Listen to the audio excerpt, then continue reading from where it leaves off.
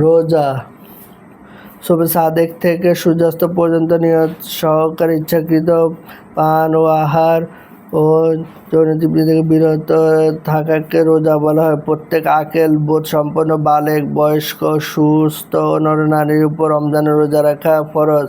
ছেলে মেয়ে 10 বছর হয়ে গেলে তাদের দ্বারা শাস্তি দিয়ে হলেও রোজা রাখানো কর্তব্য। এর পূর্বে শক্তি হলে রোজা রাখার অভ্যাস করানো উচিত। রোজা নিয়তের মাসাইল। রমজানের রোজার জন্য নিয়ত করা ফরজ। নিয়ত ব্যতীত সারাদিন পানাহার ও বিরত থাকলে রোজা হবে না। মুখে নিয়ত করা জরুরি নয়, অন্তরে নিয়ত করলেই যথেষ্ট হবে।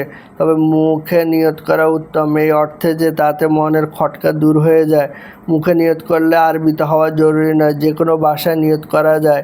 এভাবে নিয়ত করা যায়: বিসওমি গাদিন নাওয়াইতু, অথবা নাওয়াইতু বিসওমিল ইয়াউম, আমি আজ রোজা রাখা নিয়ত করলাম। সূর্য ডোলার 1.5 ঘন্টা পূর্বে রমজানের রোজা নিয়ত করা দুরূহ আছে, তবে রাতেই নিয়ত করে নেওয়া উত্তম। রমজান মাসের অন্য যে কোনো প্রকার রোজা বা কাজা রোজা নিয়ত করলেই রমজানের রোজা আদায় হবে। অন্য যে রোজার নিয়ত করবে সেটা আদায় হবে না। রাতে নিয়ত করার পর শবে সাদেকের পূর্ব পর্যন্ত পানাহার জায়েজ। নিয়ত করার সঙ্গে সঙ্গে রোজা শুরু হয়ে যায় না, বরং রোজা শুরু হয় শবে সাদেক থেকে। সেহরির মাসাইল।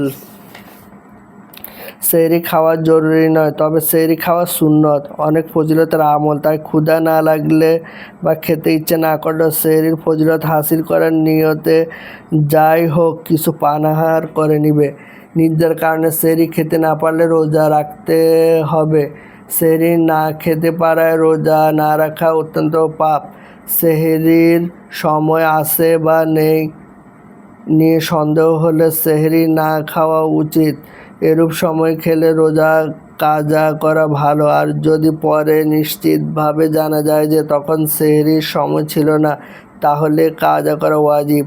সেহরির সময় আছে মনে করে পানাহার করলো, অথচ পরে জানা গেল যে তখন সেহরির সময় ছিল না, তাহলে রোজা হবে না। তবে সারাদিন তাকে রোজাদারের ন্যায় থাকতে হবে। রমজানের পর ওই দিনের রোজা কাজা করতে হবে। বিলম্বে সেহরি খাওয়া উত্তম। আগে খাওয়া হয়ে গেলেও শেষ সময় নাগাদ কিছু চা পানি ইত্যাদি করতে থাকলেও বিলম্বে সেহরি করার ফজিলত অর্জিত হবে। ইফতারের মাসাইল। সূর্য অস্তমিত হওয়ার পর বিলম্ব না করে তাড়াতাড়ি ইফতার করা মুস্তাহাব। বিলম্বে ইফতার করা মাকরুহ। মেঘের দিনে কিছু দেরি করে ইফতার করা ভালো। মেঘের দিনে ঈমানদার ব্যক্তির অন্তরে সূর্য অস্ত গিয়েছে বলে সাক্ষ্য না দেওয়া পর্যন্ত সবর করা ভালো। শুধু ঘড়ি বা আজানের উপর নির্ভর করা ভালো না, কারণ তাতে ভুলও হতে পারে। সূর্যাস্ত যাওয়ার ব্যাপারে সন্দেহ থাকা পর্যন্ত ইফতার করা দুরূহ নেই। সবচেয়ে উত্তম হলো খোরমার দ্বারা ইফতার করা, তারপর কোনো মিষ্টি জিনিস দ্বারা, তারপর পানি দ্বারা।